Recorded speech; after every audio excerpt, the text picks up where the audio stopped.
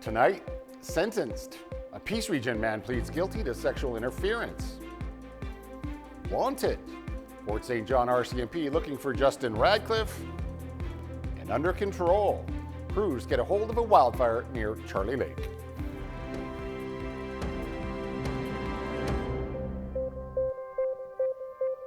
Well, good evening and thank you very much for joining us. And we begin tonight with sentencing for a Peace Region man who has pled guilty to sexual interference. Timothy Schlosser learned his fate this morning in a Fort St. John courtroom. It happened in Fort St. John in January of 2020, and the mother of the girl tells CJDC-TV News that she was 4 years old at the time. Judge Oliver Fleck handed Schlosser a conditional sentence of house arrest for 18 months. He also received 36 months probation and has to register as a sex offender for the next 20 years. Judge Fleck has also allowed Schlosser to continue working during his sentence. Schlosser was originally facing 2 charges, but pled guilty to 1 count of sexual interference involving a person under the age of 16. The girl's mom says she knows that judges don't have full control over their sentencing, and she adds, after what happened to her daughter, no sentence could ever be long enough. She is encouraging other parents to have meaningful conversations with their kids, so if something does happen, they will be comfortable coming to you for help. A man wanted on several warrants, including sexual assault and possession of child pornography. The Fort St. John RCMP asking for the public's help in locating Justin Radcliffe. Mounties say Radcliffe has been missing for several months now. He's currently wanted on 8 Canada-wide warrants. Radcliffe is accused of sexually assaulting a minor and publishing the images of the assault. He was arrested by the Grand Prairie Police in July of 2022, 2 days after the assault was reported to police. He failed to appear for a court, and a Canada-wide warrant was then issued for his arrest in October of 2024. Now, in July of this year, the Fort St. John RCMP asked for the public's help in finding Radcliffe because that's where he was last seen. Today, police say they have reason to be concerned for his well-being. Radcliffe is being described as a Caucasian male. He stands 5 feet 5 inches tall and weighs 170 pounds. The 46-year-old has hazel eyes and brown hair with a receding hairline. He also has a salt and pepper beard and a tattoo on the left side of his neck. If you have any information on Radcliffe's whereabouts, you are being asked to contact the Fort St. John RCMP at the number listed at the bottom of your screen. Well, the Halfway River First Nation has formed a new partnership with the Calgary-based ARC Resources to begin developing a natural gas field in the Montney region. The First Nation will develop up to 36 connected land parcels. It's about 23,000 acres of land located right next to the existing Attachie project that's operated by ARC Resources. In July 2024, the First Nation signed an historic agreement with the province of BC, giving them access to 34,000 hectares of natural gas rights. This was the first ever deal awarded, giving complete control of oil and gas rights to a First Nation in BC. The province says the agreement protects Treaty 8 rights while allowing sustainable development in Northeast communities. Northern Health announcing last night another emergency room diversion, this time at the Dawson Creek and District Hospital. The health authority announcing on social media the emergency room shut down between 5 a.m. and 3 p.m. today. It says the service interruption was once again due to staffing issues. This is the first hospital diversion in Dawson Creek since mid-September. When ER services are not available, Northern Health says residents should still call 911 to be transported to the nearest available hospital. And residents of Tumbler Ridge are organizing a second rally this weekend, looking to restore full emergency room coverage there. The demonstration will take place at 11 a.m. on Saturday to protest the decision to reduce after-hours on-call services.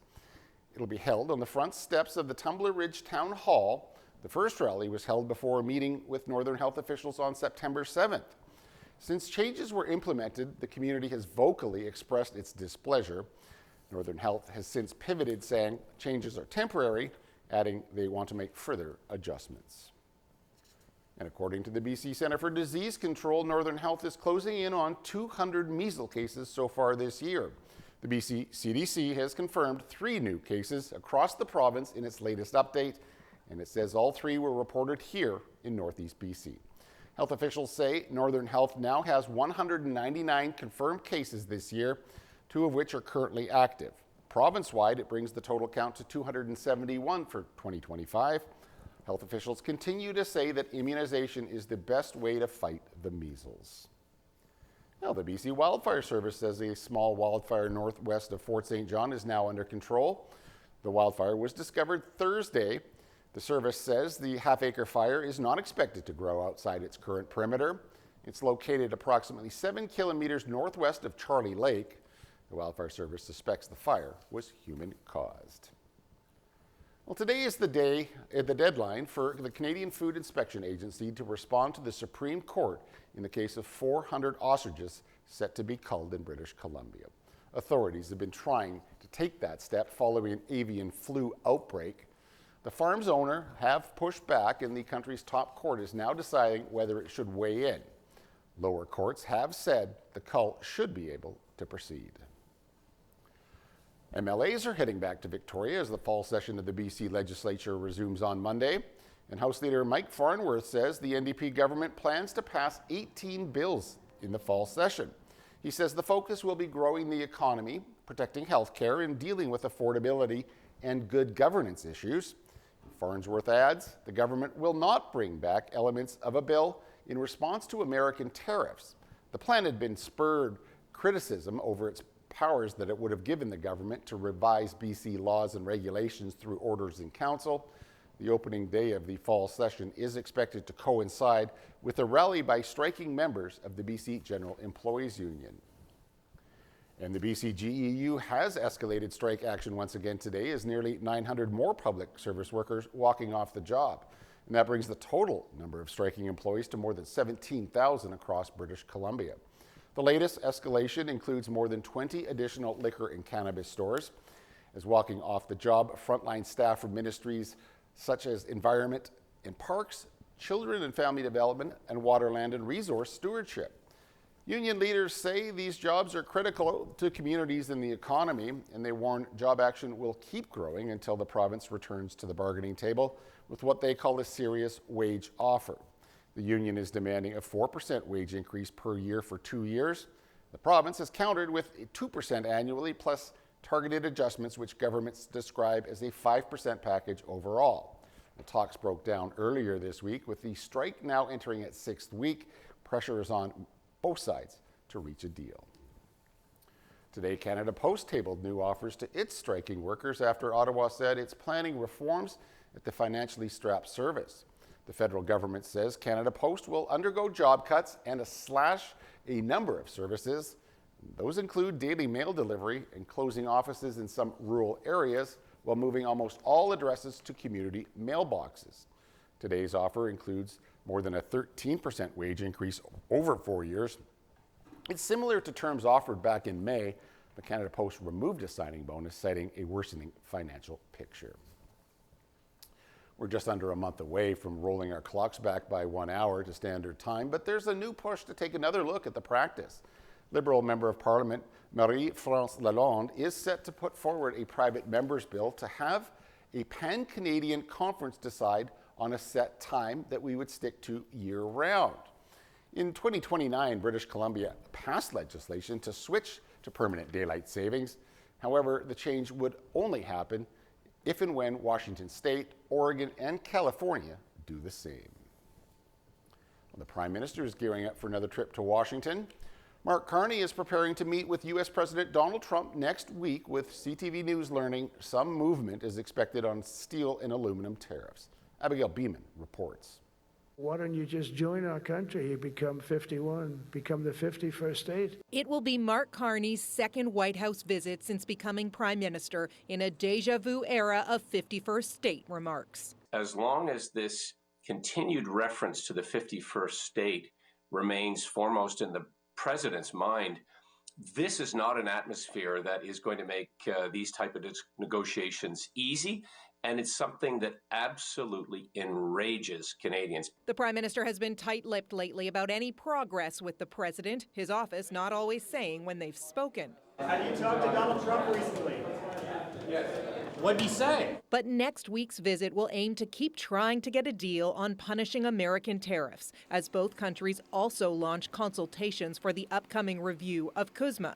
One source tells CTV News Canada is expecting progress on steel and aluminum tariffs, but not autos.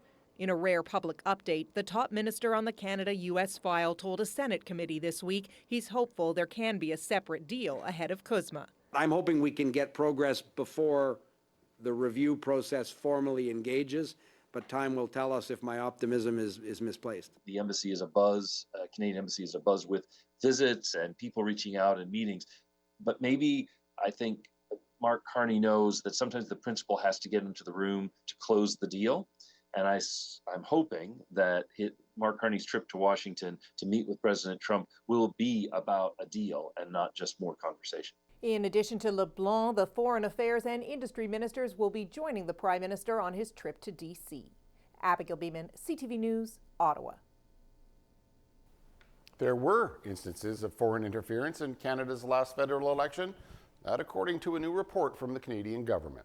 The report published yesterday said they included things like online scams, threats, and disinformation. With that being said, these efforts were not believed to have affected the outcome of the election. They were characterized as small scale and seen as difficult to attribute to a foreign actor. Well, some major developing news this evening out of the Middle East. According to Reuters, Hamas has conditionally accepted U.S. President Donald Trump's proposal to end the war in Gaza. But the Palestinian militant group didn't directly address terms requiring it to disarm. And as Judy Trin reports, that's leaving the next steps up in the air as Israeli forces move into Gaza City. Reuters is reporting that Hamas is accepting the peace deal put forward by U.S. President Donald Trump. This after he issued an ultimatum earlier today. On social media, Donald Trump wrote that an agreement must be reached by Sunday evening at 6 p.m. Washington time. This is the last chance agreement, Trump wrote, and all hell like no one has seen before will break out against Hamas. This peace proposal was first unveiled on Monday by Trump after he met with Israeli Prime Minister Benjamin Netanyahu. The 20-point peace plan calls for Hamas to release all 48 hostages, 20 of whom are believed to still be alive. Hamas members must agree to decommission their weapons and commit to peaceful coexistence. In exchange, Israel would also release nearly 2,000 Palestinian prisoners and gradually withdraw from Gaza, while a stabilization force led by Arab nations would eventually take over security in the territory. Now, this is happening after several countries, traditional allies of the U.S. and Israel, such as France, Britain, Australia, and Canada, recently recognized the state of Palestine last week at the United Nations General Assembly. Now, the war in Gaza is nearing 2 years. It would have reached its 2-year anniversary on October 7th. Palestinian officials say that more than 60,000 people have died and nearly 2 million people are at risk of starvation. Judy Trin, CTV News, Ottawa. A judge in Manhattan has sentenced Sean Diddy Combs to 4 years and 2 months in prison, along with a $500,000 fine. The disgraced hip-hop mogul was convicted in July on 2 counts of transportation to engage in prostitution. That was for flying people around the United States for sexual encounters, including his girlfriends and male sex workers. The judge said today a lengthy sentence was needed for deterrence. The judge also says he's not convinced Combs won't reoffend if released. In court, Combs apologized for any harm or hurt he had caused his ex-girlfriend Cassie Ventura. Well, prosecutors said the 55-year-old showed no remorse at all, noting he was so confident that he'd be sentenced to no time served that he had booked speaking engagements in Miami for next week. All right, please do stay tuned. Noah will be right back after the break with weather.